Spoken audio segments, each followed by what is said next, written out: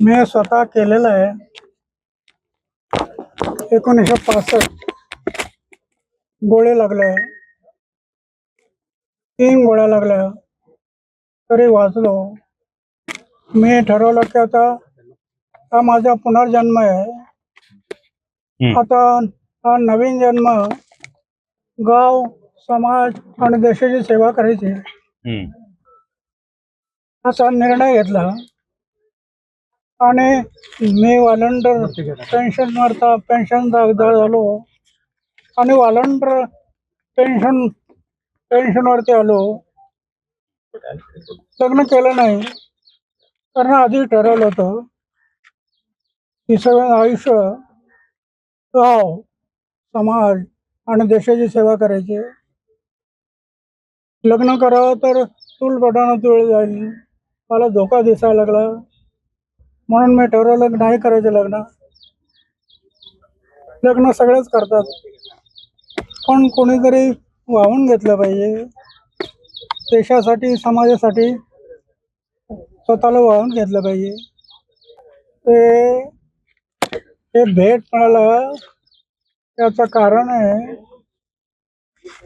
की मी जीवनाचं ध्येय ठरवलं, गावात आलो आणि गावामध्ये नसबंदी, नशाबंदी, फॅमिली प्लॅनिंग, नशाबंदी, चराईबंदी, जनावर उघड्यावर सोडायचे नाही, कुऱ्हाडबंदी, श्रमदान.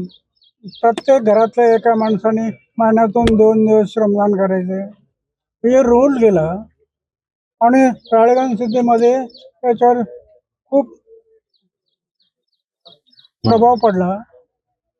आणि मग त्याचं अनुकरण लोकांनी केलं. नसबंदी, नशाबंदी, चराईबंदी, कुऱ्हाडबंदी, श्रमदान. प्रेरणा माझ्या जीवनात त्यासाठी आहे. सुरुवातीला मी पाकिस्तानच्या लढाईमध्ये हमला झाला, माझ्या बरोबरचे सर्व लोक संपले, मी वाचलो. ते कपाळावर 3 गोळ्या लागल्या, 25 सेकंद गोळ्या लागल्या तरी मी वाचलो.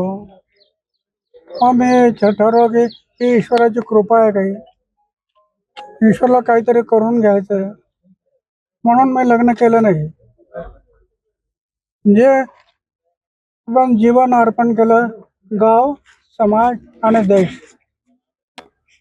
आज माझं वय झालं 89 वर्ष.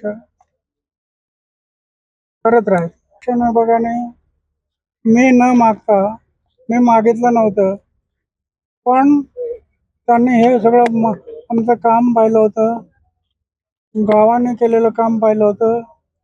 आणि त्यांनी म्हटलं होतं की हे एक जवान गावात आल्यानंतर कसं काम करतो, हे म्हणून त्यांनी त्याला रणगाडा एक तोफा बक्षीस म्हणून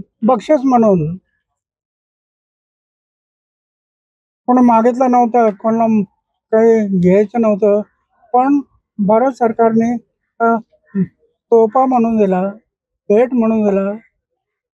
आता हे गावगावचे लोक दर दिवस येतात, पाहतील, प्रेरणा घेतील, आपल्या आपल्या गावात काम करतील.